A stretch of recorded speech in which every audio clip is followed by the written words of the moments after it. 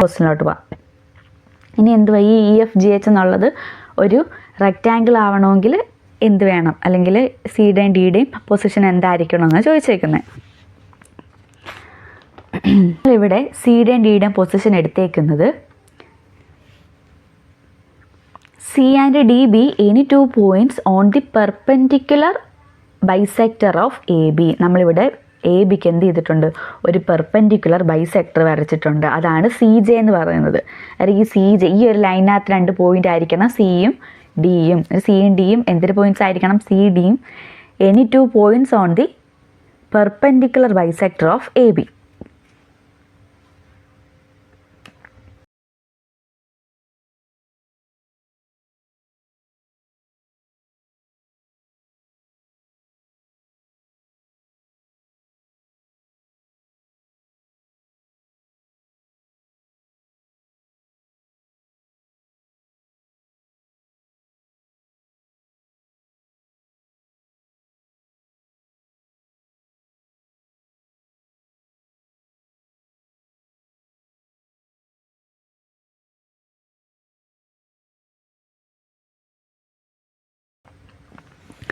ആദ്യത്തെ ക്വസ്റ്റിന് നമുക്ക് എന്തുവായിരുന്നു കിട്ടിയേ, EFGH എന്താണ്, ഒരു പാരലലോഗ്രാം ആണെന്ന് കിട്ടിയായിരുന്നു.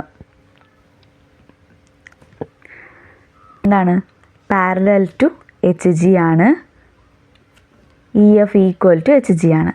നമുക്ക് പാരലലോഗ്രാം ആയതുകൊണ്ട് എന്താണ്, ഓപ്പോസിറ്റ് സൈഡ്സ് പാരലലാണ്, ഈക്വൽ ആണെന്ന് കിട്ടിയായിരുന്നു അല്ലേ.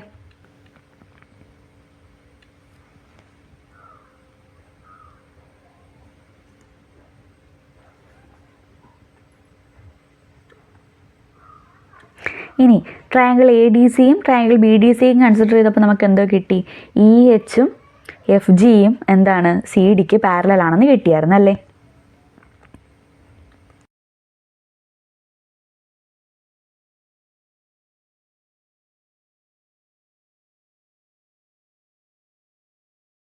EFGH എന്താണ്, ആദ്യത്തെ സെക്ഷനിൽ നമുക്ക് എന്ത് EFGH പാരലലോഗ്രാം ആയതുകൊണ്ട് HGയും EFും പാരലലാണ്, 2 ഈക്വൽ ആണ്. അതുപോലെ EHും FGയും എന്താണ്, ഈക്വൽ ആണ്, പാരലലുമാണ്. ഇവിടെ EH FG ആർക്ക് പാരലല്ല, CDക്ക് പാരലല്ല. CD ആരാ, CD എന്ന് പറയുന്നത് പെർപെൻഡിക്കുലർ ബൈസെക്ടർ ഓഫ് AB അല്ലേ.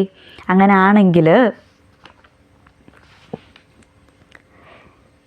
EH FGയും എന്ത് തന്നെ ആയിരിക്കണം, പെർപെൻഡിക്കുലേഴ്സ് തന്നെ ആയിരിക്കണം.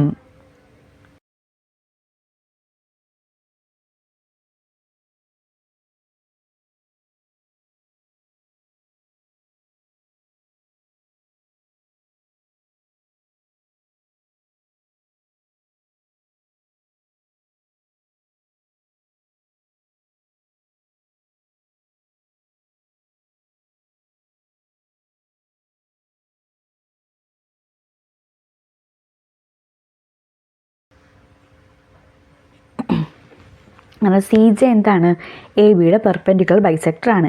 EHും FGയും CDക്ക് പാരലൽ ആയതുകൊണ്ട് EH FGയും എന്തുമായിരിക്കും, പെർപെൻഡിക്കുലേഴ്സ് ആയിരിക്കും. ആർക്ക്, HGക്ക് പെർപെൻഡിക്കുലേഴ്സ് ആയിരിക്കും. ഇവിടെ ഈ CD എന്ന് പറയുന്നത് CJ എന്ന് പറയുന്നത് ABയുടെ പെർപെൻഡിക്കുലർ ബൈസെക്ടർ അല്ലേ. HG എന്താണ്, ABക്ക് പാരലൽ ആയിട്ടുള്ള ലൈനാണ്. ഇവിടെ EHും FGയും CDക്ക് പാരലലാണ്. അതുകൊണ്ട് EHും FGയും എന്തായിരിക്കും, HGക്ക് പെർപെൻഡിക്കുലേഴ്സ് ആയിരിക്കും. ഇത് പെർപെൻഡിക്കുലർ ലൈൻ ആയതുകൊണ്ട് അതിന് പാരലൽ ആയിട്ടുള്ള ഈ 2 ലൈൻസും എന്ത് തന്നെ ആയിരിക്കും, പെർപെൻഡിക്കുലേഴ്സ് ആയിരിക്കും. ഇവിടെ നമുക്ക് എന്തോ കിട്ടി, ഓപ്പോസിറ്റ് സൈഡ്സ് എന്താണ്, ഈക്വൽ ആണ്, പാരലലാണ്. അതുപോലെ ഇതെന്താണ്, 90 ഡിഗ്രീസുമാണ് അല്ലേ. പെർപെൻഡിക്കുലർ എന്ന് പറയുമ്പോൾ 90 ഡിഗ്രി അല്ലേ. അത് 90 ഡിഗ്രി ആയതുകൊണ്ട് ഇതെന്താണ്, ഒരു റെക്റ്റാങ്കിൾ ആണ്. അങ്ങനെ നമുക്ക് ഈ EFGH എന്നുള്ള റെക്റ്റാങ്കിൾ ആയിട്ട് കിട്ടണമെങ്കിൽ ഈ സിയും ഡിയും എന്ന് പറയുന്ന 2 പോയിന്റ്സ് എവിടെ ആയിരിക്കണം, ABയുടെ പെർപെൻഡിക്കുലർ ബൈസെക്ടറിലായിരിക്കണം. അടുത്തത് ഈ ഒരു ക്വാഡ്രിലാറ്ററൽ എന്ന് പറയുന്നത് ഒരു സ്ക്വയർ ആവണം. ഒരു സ്ക്വയർ ആവണമെങ്കിൽ സിയുടെയും ഡിയുടെയും പൊസിഷൻ എന്തായിരിക്കും എന്ന് ചോദിച്ചേക്കുന്നത്. നമുക്ക് പഴയ പോലെ തന്നെ എടുക്കാം. സിയും ഡിയും എന്താണ്, ABയുടെ പെർപെൻഡിക്കുലർ ബൈസെക്ടേഴ്സിലെ 2 പോയിന്റ്സ് ആണ്. പക്ഷെ ഒരു കണ്ടീഷനോടെ വരുന്നുണ്ട്, ABയും CDയും ഈക്വൽ ആണ്.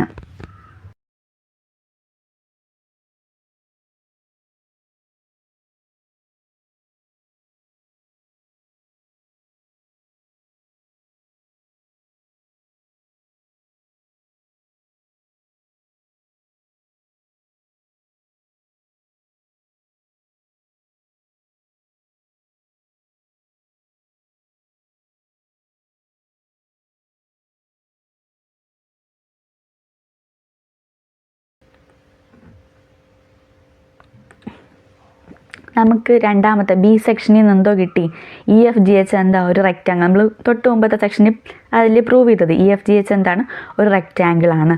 ഇനി സ്ക്വയർ ആവണമെങ്കിൽ എന്ത് ചെയ്താൽ മതി, ഈ 4 സൈഡ്സും ഈക്വൽ ആണെന്ന് നമ്മൾ പ്രൂവ് ചെയ്താൽ മതി.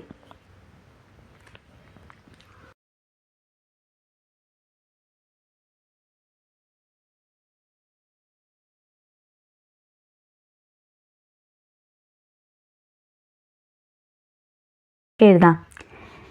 HGയും EFും ഈക്വൽ ആണ്, അതിൻ്റെ ലെങ്ത് എന്ന് പറയുമ്പോൾ ഹാഫ് AB ആണ്. അതുപോലെ EHും FGയും ഈക്വൽ ആണ്, അതിൻ്റെ ലെങ്ത് എന്ന് പറയുമ്പോൾ ഹാഫ് CD ആണ്.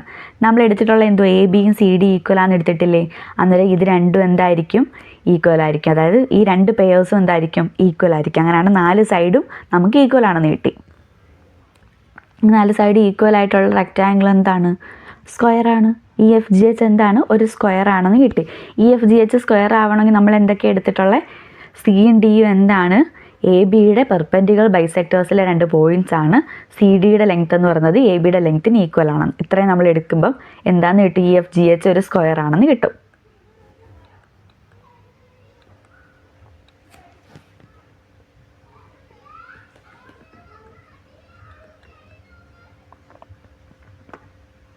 മൂന്നാമത്തെ ക്വസ്റ്റ്യൻ എന്താണ്, what would we get all these if 1 point is taken above the line and 1 below.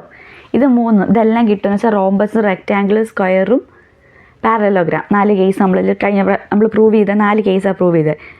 പാരലോഗ്രാമിൻ്റെ case, rhombus, rectangle, square.